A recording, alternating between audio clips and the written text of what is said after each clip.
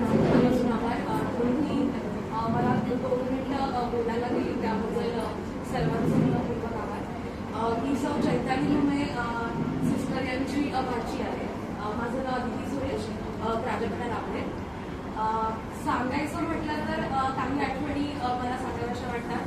जेव्हा माझी मावशी 1991 मध्ये जॉईन झाली, नोव्हेंबरमध्येच, त्याच वर्षीचा माझा जन्म आणि इथे तिथलाच जन्म आहे.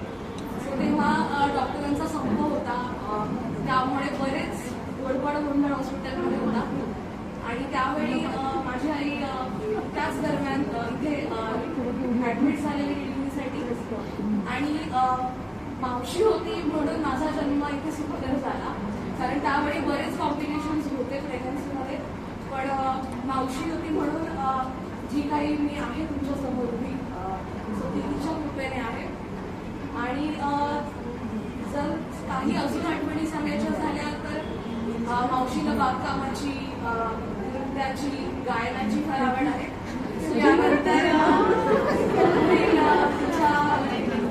जे काही आयुष्यामध्ये त्या तिच्या आवडीनिवडी पूर्ण करेल अशी मला आशा वाटते आणि त्यासाठी तिला भरपूर शुभेच्छा. सो त्यांनाही मी ओळखते काही दिवसांपासून, म्हणजे इतका काही जास्त संपर्क नाही आहे.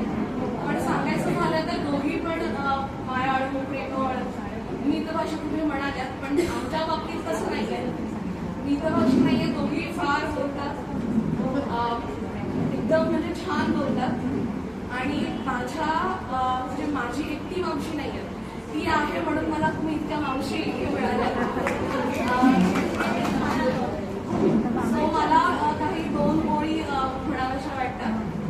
मावशी आहे ती माझी आईसारखी बघते मला, मावशी आहे ती माझी आईसारखी बघते मला, बागेत तिच्या एकही फुल नाही म्हणून फुलासारखी जगते